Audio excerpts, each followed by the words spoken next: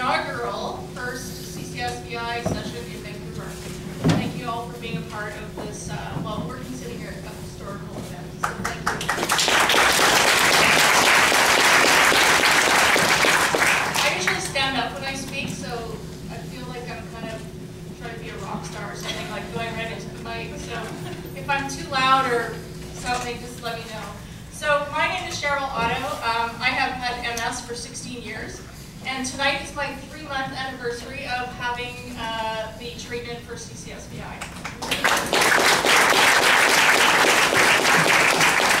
And my flow sister at the end, Bonita, is also celebrating her 3-month anniversary tonight too. I'm very excited to be part of a group who are committed to the CCSVI movement and who are currently working on establishing a nonprofit society to assist with education, information, and moving forward with research in Canada. We'll hopefully be launching our new organization in early 2011, so stay tuned, but we can't give you any more details. We could tell you, but then we'd have to kill you. Since we are a volunteer group who has organized this session, you've probably seen the donation boxes at the front door. Donations are completely voluntary and will go towards the cost of this session as well as further sessions coming up in the future. You may have also seen a table with some CCSVI merchandise over there that can be ordered at cafepress.ca. Partial proceeds of those orders will also go towards information sessions and research towards CCSVI. You probably also saw a table over there which has medical tourism information from a company called Surgical Tourism, who represent the clinics in India, in Cabo San Lucas, and Bulgaria. So feel free to pick up some of the brochures on your way out. If I can ask Sandra Burrell. Everyone probably knows Sandra. A lot of people know Sandra as being the face of the UBC CCSVI Facebook site.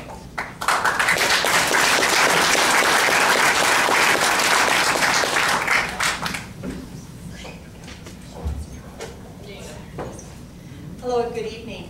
I have an exciting announcement to make tonight. After going back and forth with Dr. Kirsty Duncan in Ottawa, just first telling her my personal story and then telling her our story, she has agreed to come speak to us and engage us in public dialogue on CCSVI to look back on the year that's been, it's been a year since most of us first learned about this, and to look forward. What can we do to bring CCSVI into the public system in Canada? What are the roadblocks? So Kirsty has agreed to come speak with us in Vancouver next Friday night. That's November the 26th, just a few blocks from here, at the Asia Pacific Hall. It's part of Simon Fraser University. It's right next to the Delta Hotel. We're putting her into a first-class facility. We're going to have a reception afterwards, and we are treating her as the celebrity that I feel she is for championing our cause on the House of Commons floor. I don't know whether any of you watched that 5-hour debate, but it was awe-inspiring, and it was led by Dr. Duncan. So she's coming here next Friday night, and when the event concludes tonight, Shannon has graciously offered to help sell the tickets. So if you have $30 on you and you'd like to buy your ticket tonight, they are limited. There's 300 of you in here, and there are only 150 tickets. Don't want to create a stampede, but I know not everybody can go. But it is a lovely event to welcome her to the coast, and I do hope that you can join us. So thank you very much.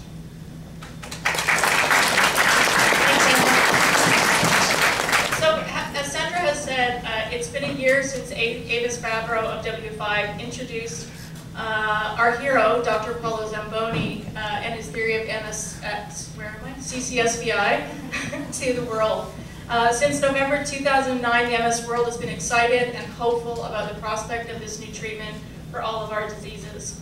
The momentum of the CCSVI movement has been unprecedented and can be attributed in most part to our friends at Facebook and other social media, as well as to some extremely committed doctors and healthcare professionals.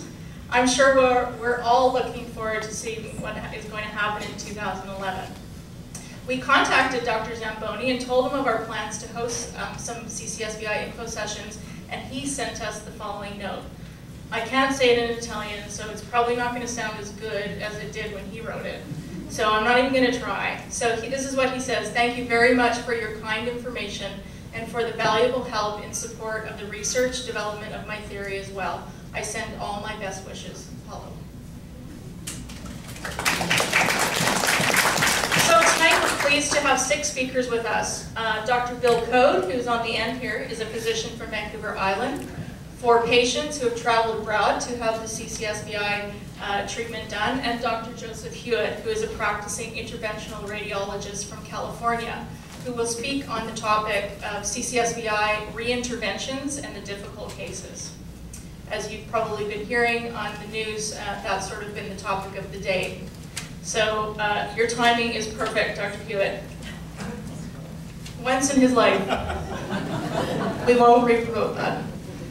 We will be hearing from all the speakers, and then there will be a question and answer period where you will have an opportunity to ask the speakers questions or make comments. One rule for the question and answer period is there's no question about this. You can only speak if you have one of these, okay? There's one that's on the floor for the people who are mobile, and we have one of our volunteers, Rosa. Where's Rosa? Over here, Rosa. Who's going to be whipping around with the portable mic. So if you have a question, please raise your hand, but please do not sort of yell out questions. There's a lot of people in the room, and we're going to try and do our best to get everybody accommodated. Also, the session is being broadcast live via the web, and we are also videotaping it to be posted on YouTube at a later date. So we hope that you really enjoy the session. And now I'd like to introduce Dr. Bill Code. To begin with, Dr. Bill Code began his medical career in Hudson Bay, Saskatchewan, which, funnily enough, is where my family is from. Very small town in Saskatchewan. In 1983, Dr. Code and his family moved to Calgary, where he specialized in anesthesiology and pain management, and then on to the University of Saskatchewan, where he conducted brain and stroke research, directed the anesthesiology residence program, and taught in the medical school. Dr. Code decided to leave his busy academic career at the University of Saskatchewan and took a clinical position in Duncan, BC, to become one of us in 1992. In 1996, Dr. Code was diagnosed with multiple sclerosis. By 1997, he turned to complementary medicine choices for health recovery and sought some quality of life from a very debilitated state of fatigue, cognitive challenges, declining mobility, muscle spasms, and nerve pain problems. His recovery journey is outlined in 3 books published in 2000, 2005, and 2007. At present, Dr. Bill has recently graduated from Dr. Andrew Wheel's Integrative Medicine 2-year fellowship program at the University of Arizona. Dr. Bill's goal is to become Canada's version of Dr. Wheel. Welcome, Dr. Code.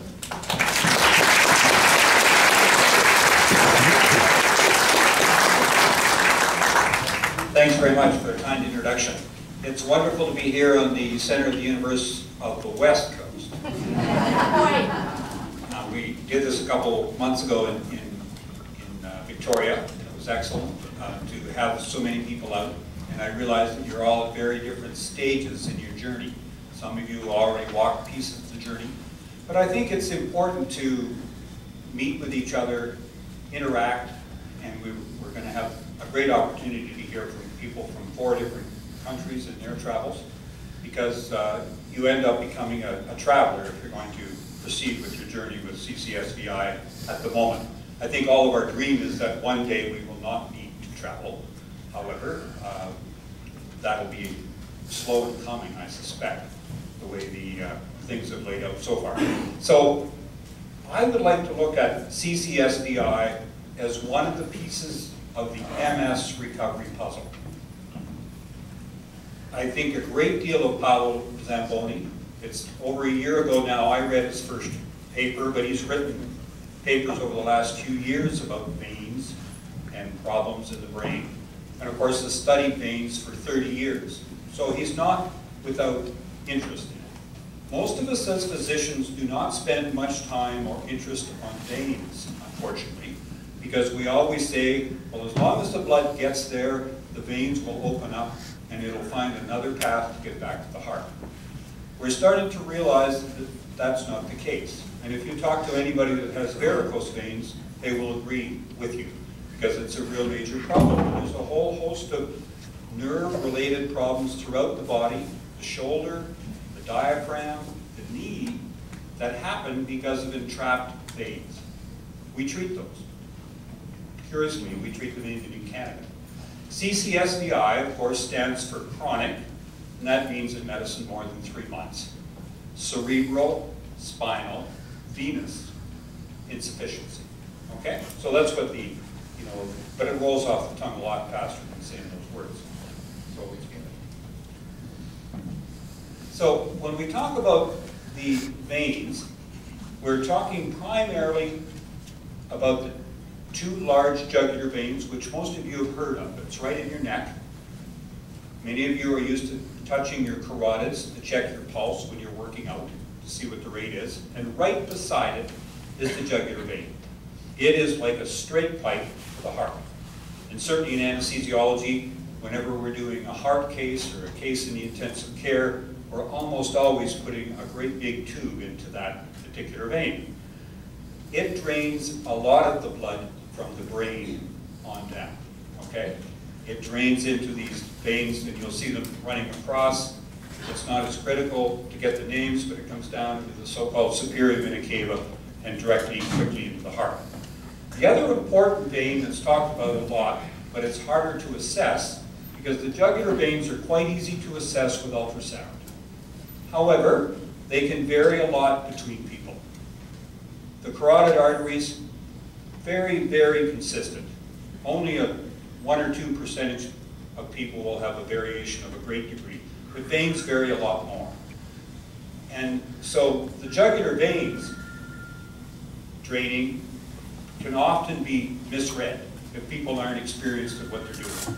I was lucky enough to go down to Buffalo and had one of the best readers of ultrasound in the world, Karen. She's a Canadian actually, and she now teaches the people at UBC, University of Saskatchewan, sick kids in Toronto, and so on, about the secrets of getting the veins correctly looked at when they're doing ultrasound or Doppler. Doppler and ultrasound are sort of interchangeable terms. And of course, the vein that's very difficult to read or see, and you cannot see it with ultrasound or Doppler, is the azygos. And it, of course, drains sort of the back of the head region, the back of the brain region, and runs down in front of the spinal cord and the spinal column. So that's why you can see it's hard to read. It's talked about a great deal, but mostly we have to infer or make an opinion of how it's flowing relative to how the flow works in the jugular veins, in the vertebral veins, which are the ones at the top, outside of the neck, and then also a little bit from the sinuses that you can picture by putting your ultrasound probe on the side or front of the head. Let's go ahead to another slide. So this is an MRV of one of our earlier speakers, Sandra, and you can see the major variety that happens when you start to look at the differences and how the shapes occur. And this, of course, is with injection of dye or a venogram, which, when you're doing arteries, is the gold standard. And currently, in looking at CCSVI, it's still up in the air what the gold standard will be. Many will say it's venogram, but the downside of the venogram, when you put a catheter through a valve, the valve doesn't function as normal as it would have without the catheter in it. Some will say ultrasound is better, and then of course there's a whole group that are sure that MRV, which is magnetic resonance imaging, which we all know about, of course, done with veins, is the MRV.